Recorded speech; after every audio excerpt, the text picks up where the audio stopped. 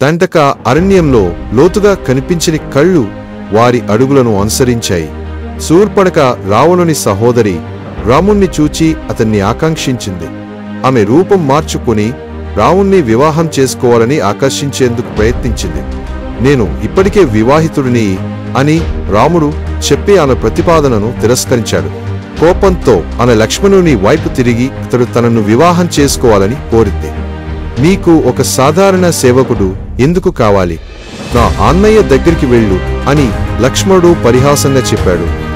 ఆగ్రహంతో ఆమె తన రాక్షసి స్వరూపాన్ని పూర్తిగా బయటపెట్టి సీతపై దాడి చేసింది. లక్ష్మణుడు దాడి చేసి ఆమె ముక్కును కోసేశాడు. ఆమె నెమరు వేసుకుంటూ విలపించింది. అవమానానికి గురై ఆమె రాముడి మరియు లక్ష్మణుడిపై ప్రతీకారం తీర్చుకోవాలని శపథిస్తూ పారిపోయింది. ఆమె తన సహోదరుల వద్దకు చేరుకుని రాముణ్ణి నాశనం చేయాలని వారిని ప్రేరేపించింది.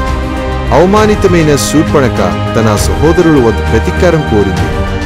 ఆగ్రహంతో కరుడు మరియు దూషణుడు విస్తారమైన సేనను సమీకరించి దాడికి సిద్ధమయ్యారు.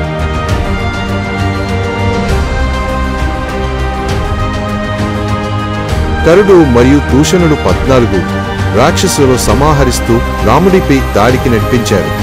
రాముడు నిర్భయంగా నిలిచాడు, రాక్షస సైన్యాన్ని ఒంటరిగా ఎదుర్కోవడానికి సిద్ధంగా. అతని దివ్య బాణాలు వేల తుఫాన్ల శక్తితో విరుచుకుపడ్డాయి. కరుడు మరియు దూషణుడు దంగా నిలిచి రాముణ్ణి స్వయంగా పోరాడేందుకు సిద్ధమయ్యారు. రాక్షసుల అధిపతి తన అంధకార శక్తులను విడుదల చేశాడు, కానీ రాముడు వేగంగా ప్రతిస్పందించాడు. ఒకేసారి ప్రహరంతో రాముడు కరుడు మరియు దూషణుడి దుష్టత్వాన్ని అంతమొందించాడు. పోరాటం ముగిసింది, కానీ ఇంకా గొప్ప తుఫాను రాబోతోంది. శూర్పణఖ రావణుని ముందు కన్నీరు పెట్టుకుంది, తన బాధకు న్యాయం చేయాలని వేడుకుంది. ఆగ్రహంతో రావణుడు రాముడిపై ప్రతీకారం తీర్చుకోవాలని ప్రతిజ్ఞ చేశాడు. ఆయన దుష్టమైన యోచనను రూపొందిస్తూ దండక అరణ్యానికి ప్రయాణించాడు. అతడు మాయావిద్యలో ప్రావీణ్యం పొందిన మరీచుని సహాయాన్ని కోరాడు. మరీచుడు రాముని శక్తిని భయపడ్డాడు, కాని రావణుని ఆజ్ఞను తిరస్కరించేందుకు ధైర్యం చేయలేకపోయాడు.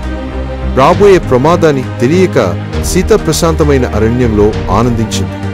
ఒక మెరిసే బంగారు జింక ప్రత్యక్షమై సీత దృష్టిని ఆకర్షించింది.